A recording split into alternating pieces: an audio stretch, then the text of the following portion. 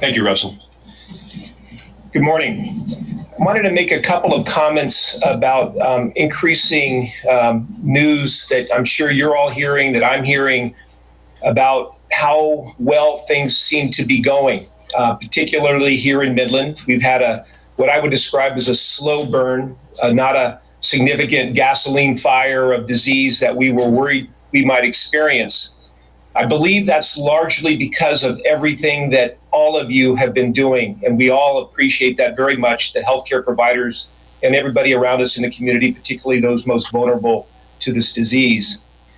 As we look at that, there's a lot of activity and talk across the nation from the president, governors, our mayor, about when we can start our economic engines again, when we can get businesses moving again. And I want to be a little bit of a baffle to that, if I may, in the context that the reason that we're in a position to have these conversations is because of exactly what we've been doing.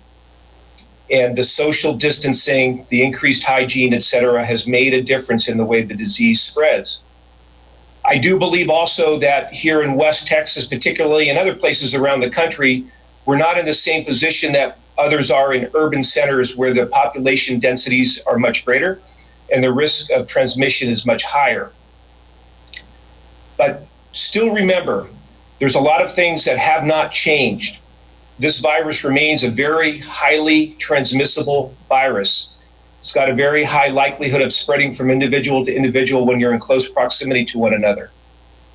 It also has a higher lethality than many other viruses that we experience on a seasonal basis, such as the flu, et cetera. And because of that, we must maintain some level of vigilance and care no matter how we move forward with liberalization of policy, et cetera, to get back to moving forward. Clearly, we must do that sometime in the near future. But remember, the virus is still the virus. We still don't have a cure for it. We don't have a vaccine. We don't have wide availability of antibody testing to help find out who has immunity and who does not. It remains an infection that can be carried and spread in asymptomatic people. So as we begin to contemplate things becoming more new normal, I would say, let's remember that social distancing, wearing masks in public, hand hygiene particularly, and anything that we do that begins to liberalize will have to be different than we've done it in the past and thoughtfully implemented. Thank you.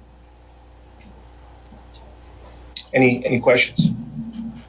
The MRT said there are some who believe the lack of testing is a reason for the low number of confirmed cases in Midland County. What is your response to those people? I think that there's an element of truth to that. There's been a low amount of testing available and a slow return of test results as well. And that's been a frustration across the country, as well as to us here in West Texas. However, the end result of the disease is a certain amount of patients end up hospitalized, a certain number of patients end up with severe illness, and our numbers have not skyrocketed. As I mentioned earlier, it seems to me that we remain in a slow burn. We haven't had a tremendous number of patients in our critical care unit, thank goodness, and we haven't had a tremendous number of people hospitalized. So despite the lack of widespread testing to recognize how much disease there may be in our community, we remain fairly optimistic that the numbers, 15% or so, as you've heard me say in the past, will end up hospitalized. Smaller percentage end up in critical care or with mortality from it. And those numbers, fortunately, remain pretty low. We have had 2 deaths, and any deaths is too many, but it still remains a pretty low number. And then the next question is, what is the hospital's plan in case we do see a surge of patients? Well, that's what I'm here to try to help prevent. And, we have all the same preparations in place that we've been working on over the last several weeks. Russell Myers has done a tremendous job. And, if you want to give a shout out to anybody, I would give a shout out to our leadership within this hospital. Both he and Steve Bowerman, our CFO, have put the health of our community and the health of the healthcare providers in the forefront over the financials. I know he's got to be paying attention to the financials, and that's a really important piece of keeping our hospital alive. But in the face of that, we're taking care of our patients and our population first, making sure we have appropriate PPE for all our healthcare providers, We have the ventilators that he reports on every morning. We're prepared to manage anything moving forward that we must, but our goal is to not must and to stay with a slow burn and keep things at a low level as we begin to do things to help keep the economy going well and keep the hospital and every other industry in our community viable. Okay.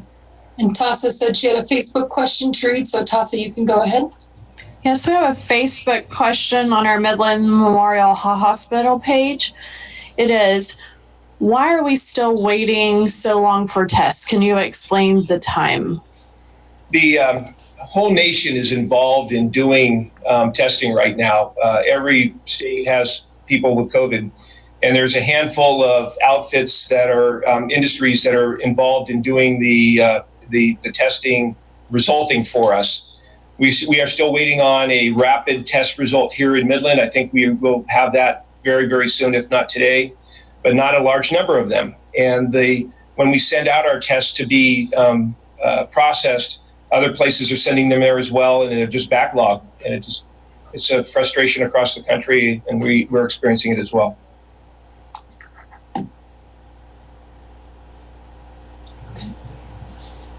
We have another question from our Facebook page.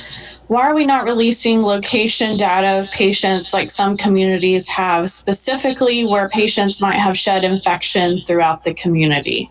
You're talking about doing the contact tracing and identifying people downstream that might have been exposed to it. Yes, sir. That's the health department's role, and I'll let them answer that question. I don't mean to divert it, but it's really their role and their responsibility. And I think part of it is also that we all want to maintain everybody's privacy, and as long as we're protecting other citizens, there's no need to share information like that, I don't think. Tasa, any others? Yes, I have one more question. Have any blood types been shown to have resistance to the virus? I've heard some anecdotal information about different blood types being less prone to the illness than others, but beyond anecdotal information, I don't think there's any hard science behind it. I really wouldn't want to comment further than that. We have one more question. When will antibody tests be available here? That's an excellent question. I wish it were yesterday. It would make a huge difference for us. I'm hoping within the month, but any timetable that we've ever described about any of these things like this, it seems like they always get pushed back because there's so much demand, and the supplies are going to go to the places in the highest need. And fortunately, we remain at a slow burn, and we're not a high demand area.